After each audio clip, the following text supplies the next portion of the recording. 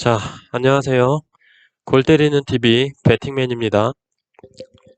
자, 오늘 평일 낮에 이렇게 영상을 찍게 됐는데, 우선 오늘 한국 프로축구연맹 K리그 구단 대표자 회의가 있었습니다.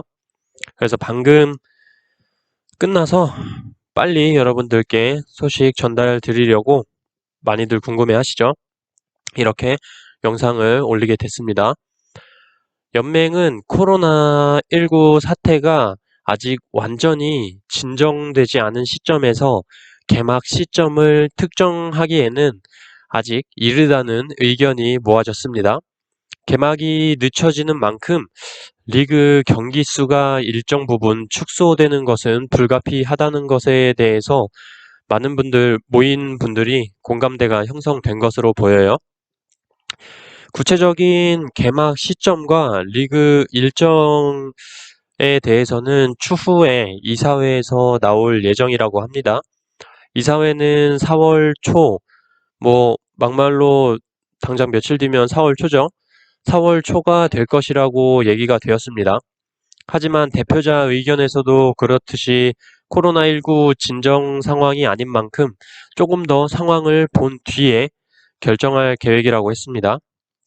우선 개막이 늦어지면 K리그 기존 38라운드, 정규리그 33라운드와 파이널 5라운드 방식은 불가능해서 일정 축소가 불가피하다고 합니다.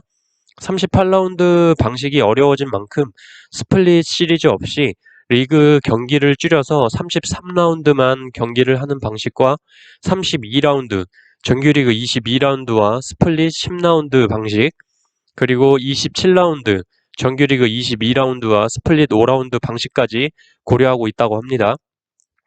연맹은 개막 시기가 정해져야 라운드 수를 확실히 정할 수 있다고 다시 한번 말을 했다고 하니까 기본적으로 여러분들이 우려하고 있는 K리그 자체가 아예 취소되는 일은 없을 것으로 보입니다. 어떤 방식이든 K리그는 시작을 할 것으로 보이고 다만 개막 시기 조절에 대해서 고민하고 있는 것으로 보입니다. 저희처럼 스포츠 토토 하시는 분들께는 그나마 좀 다행이라고 생각이 들고 개막 전까지 각 팀들에 대해서 철저하게 분석을 해서 K리그가 시작을 했을 때 올킬할 수 있도록 노력해 보도록 하겠습니다. 자, 지난 K리그 각 팀별 코멘트 영상 1편으로 전북 현대와 수원 삼성의 이적 현황 및 아챔에서 본 경기력에 대해서 말씀을 드렸고 2편에서는 대구FC, 강원FC, 울산현대의 이적 현황, 그리고 3편에서는 FC서울, 광주FC, 성남FC의 이적 현황에 대해서 말씀을 드렸습니다. 오늘은 인천 유나이티드와 상주 상무 이렇게 간단하게 두 팀의 이적 현황에 대해서 말씀드려보도록 하겠습니다. 자, 그럼 시작 전에 여러분들 구독과 좋아요 눌러주시면 감사하겠습니다. 누르셨나요? 자, 시작해보도록 하겠습니다. 우선 지난 2019 시즌 K리그 10위를 기록을 했죠. 10위를 기록한 인천 유나이티드에 대해서 알아보도록 하겠습니다. 일단 인천 유나이티드는 잔류왕답게 간당간당하게 강등권에서 계속 탈출을 못하다가 리그 마지막에 유상철 감독님의 병마와 싸우면서도 경기장을 지키는 그런 투지 있는 모습이 선수들에게 강한 동기부여가 됐던 것 같아요.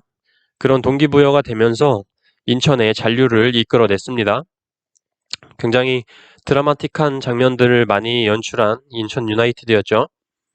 어쨌든 인천 유나이티드는 유상철 감독님과는 작별을 하고 안산 그리너스의 감독이었던 이만섭 감독님을 영입을 했습니다. K리그2에서 안산의 돌풍을 이끈 주역이기도 하죠. 이번 시즌 인천의 실점을 좀 적게 하고 최대한 승점을 많이 쌓을 수 있는 실리 축구를 펼치겠다고 말씀을 하셨고, 코로나 때문에 경기 수가 어떻게 될지는 모르겠지만 승점 50점을 쌓는 게 목표라고 말씀을 하셨습니다. 그리고 선수단의 변화로는 우선 지난 시즌에 인천 유나이티드 소속 선수들 중에 다른 팀으로 이적한 주요 선수들 먼저 말씀드려 보도록 하겠습니다. 먼저 공격형 미드필더의 문창진 선수가 상주 상무로 입대를 했죠. 입대를 했고 윙백으로 엄청난 활동량을 보여줬던 김진야 선수가 FC 서울로 이적을 했습니다. 그리고 제가 예전에 말씀을 한번 드렸었는데 눈여겨봤던 선수죠. 정운성 선수가 울산으로 이적을 했습니다. 경기 도중에 막 플립플랩을 하면서 사이드에서 굉장히 빠른 돌파를 보여줬던 굉장히 매력 있는 선수인데 역시 울산에서 데려가게 됐습니다. 자, 그리고 또한 여러분들도 상주 상무하면 떠오르는 선수 중에 박용지 선수 있을 텐데 박용지 선수가 전역을 한 후에 인천으로 돌아오자마자 대전으로 이적을 하게 됐습니다. 또한 안양으로 임대했던 이정빈 선수가 안양으로 완전 이적을 했습니다. 그리고 이번 시즌 새롭게 인천 유나이티드의 유니폼을 입게 된 선수들을 말씀드려 보자면 딱히 말씀드릴 만한 좀 큰 이적은 없습니다.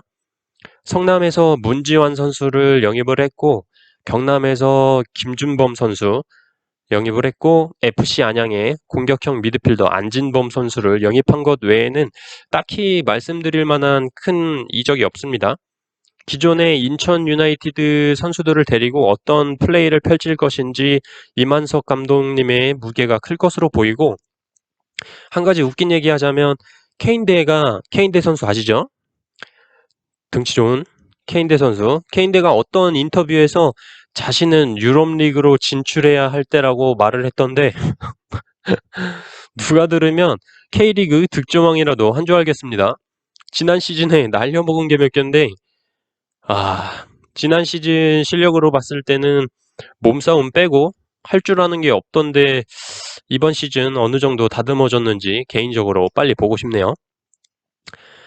자, 그리고 두 번째로 말씀드려볼 팀은 지난 2019년 K리그 7위를 기록한 상주 상무 팀에 대해서 말씀드려 보도록 하겠습니다. 지난 시즌 특별히 기대를 하지 않았던 팀이었는데 생각보다 굉장히 선수들이 잘해줘서 놀랬던 팀이라고 말할 수 있는 상주 상무였습니다.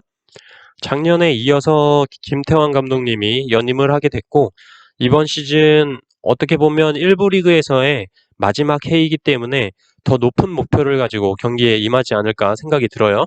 이 얘기가 무엇이냐 하면 상주 상무가 연고지 이정이 기정사실화됐기 때문에 상주에서 시민구단이든 기업구단이든 2021년도에 창단이 된다면 2부 리그 소속으로 들어가게 돼요. 올해 어떤 성적을 내더라도 자동 강등이 된다는 말이죠. 상주 상무가 강등권이 아닌 순위로 올해 리그를 마치게 된다면 2부 리그의 한 팀 정도 더 1부 리그로 승격시키지 않을까 싶은데 아직 뭐 가닥이 잡힌 게 없어서 나중에 말씀드려야 될 것 같습니다. 그리고 지금 올해 상주 상무에 입단한 선수들을 보면 상주 상무가 강등권으로 갈 것 같지는 않습니다. 우선 상주 상무에서 전역하게 된 선수들을 말씀드려 보면 상주 상무의 골대를 굉장히 든든하게 지켜줬었던 윤보상 골키퍼가 전역을 하게 됐고 그 외에 소속팀에서는 자주 보여주지 못했던 실력을 뽐내면서 많은 활약을 보여줬던 박용지, 송시우, 김건희, 김경중 선수가 전역을 하게 됐습니다. 좋은 모습을 보여줬던 선수들이 많이 전역을 한 만큼 굉장히 또 좋은 선수들이 입대를 하게 됐어요. 이번 시즌 새롭게 상주 상무에 유니폼을 입게 된 주요 선수들에 대해서 말씀드려 보도록 하겠습니다. 먼저 윤보상 골키퍼의 빈자리를 대체해줄 제주에서 활약했던 이창근 골키퍼가 입대를 하게 됐고 수비에는 국가대표 출신 전북의 권경원 선수, 수원 삼성의 유망주 공격수인 전세진 선수가 입대를 하게 됐습니다. 또한 국가대표 출신 미드필더 문창진 선수, 울산의 박용우 선수, U23에서 활약을 했던 울산의 공격수 오세훈 선수, 전북의 이근호 선수, 그리고 가장 커 보이는 입대 자원이라고 보이는 전북의 문선민 선수가 입대를 하게 됐습니다. 전체적으로 상주 상무의 공격에 엄청난 힘이 힘을 실어줄 수 있는 선수들이 대거 입대를 했다고 보면 될 것 같고, 1부 리그에서 마지막 해인 만큼 유종의 미를 거두기 위해 김태환 감독님부터 선수들까지 좋은 모습을 보여줄 것으로 기대가 됩니다. 자, 이렇게 오늘 K리그 운영 방안에 대해서 간단하게 말씀을 드리면서 추가적으로 인천 유나이티드와 상주 상무의 이적 현황에 대해서 말씀을 드려봤습니다. 다시 한번 말씀드리지만 K리그 개막은 시기의 문제, 경기수 변동의 문제이지 취소가 되지는 않을 것이다라는 내용 전해드릴 수 있어서 기분이 좋고, 계속해서 지속적으로 각 팀별 이적 현황 여러분들께 전달드리도록 하겠습니다.